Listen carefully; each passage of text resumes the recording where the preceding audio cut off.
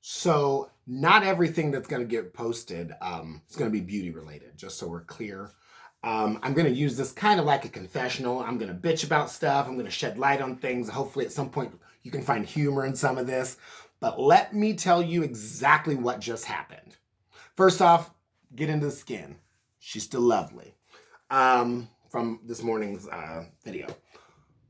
So yesterday we ordered some custom items for our wedding, which is in 17 days.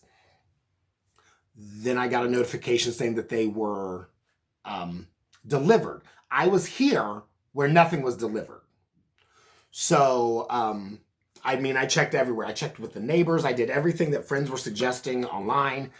And so this morning, me and my fiance decided to get up and go to the post office. So we go to the post office, speak to one of the nicest women ever, give her the tracking number, and then she talks about, well, it might have just had to be scanned in or whatever. Don't give a shit. Let's get to the thick of what happened today. So I told my fiance, she said, I said, well, when we get home, I'm going to wait for the post office worker. I'm going to wait for the postman, the mailman. When he gets to our boxes, I'm going to ask a question. Where's my shit, basically?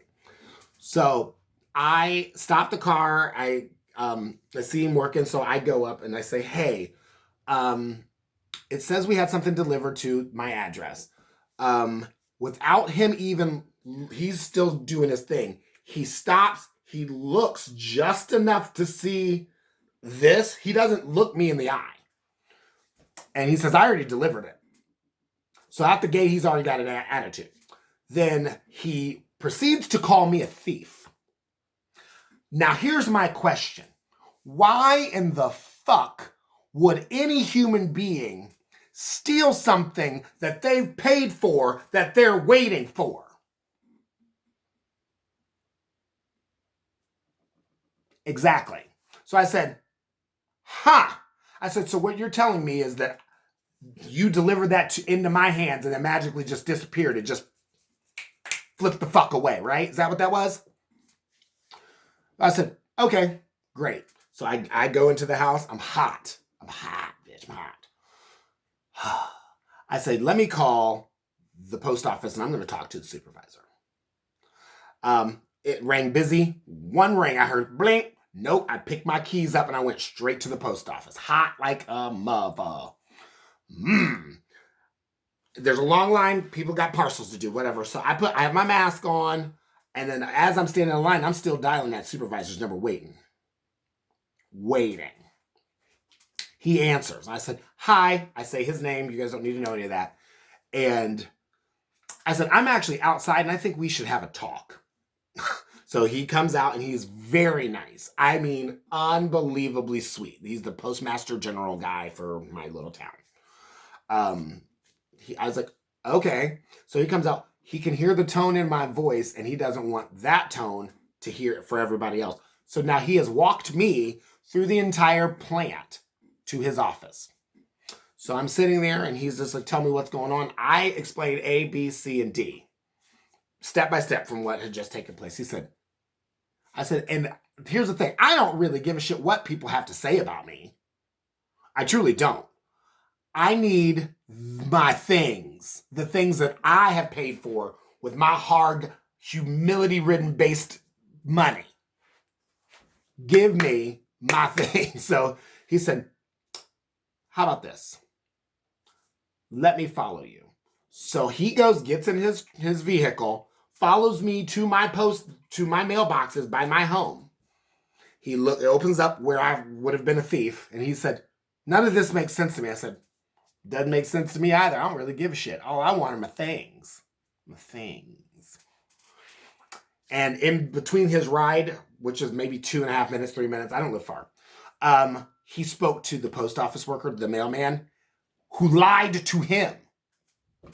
I get it. We're all under stress. I said, but you know what the easiest thing to do to get rid of avoid conflict and stuff? Your job. Do it correct. That's it. Simple. So he tells him one story that is not what I have said.